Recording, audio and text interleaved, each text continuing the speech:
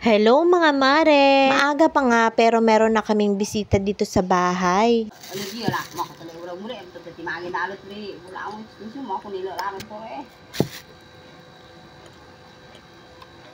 Ito siya biya lali do ba mani ampun na biya ba boling hasi Baru ti minum gere eh. Oh.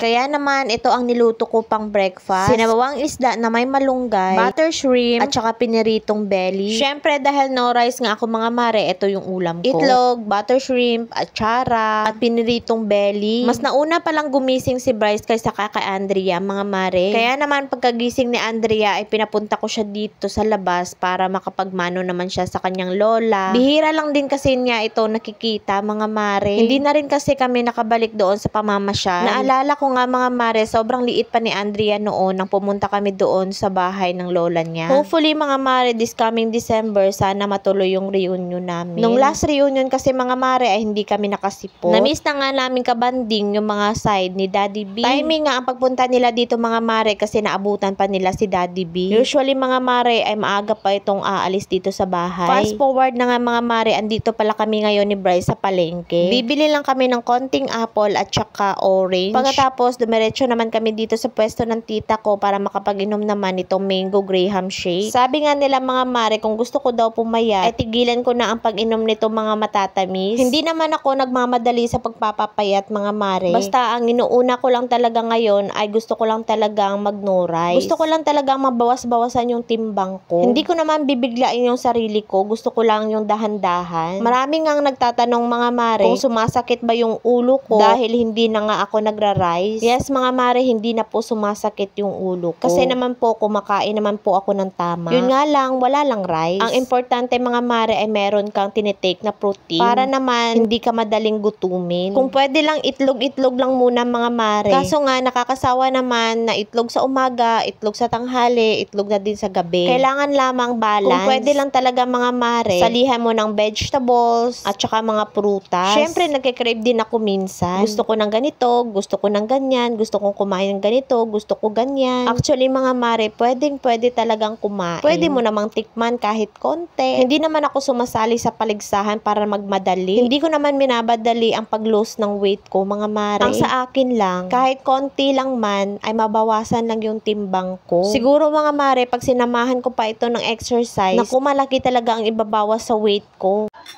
Hello mga mare, gawa tayo ng melon shake.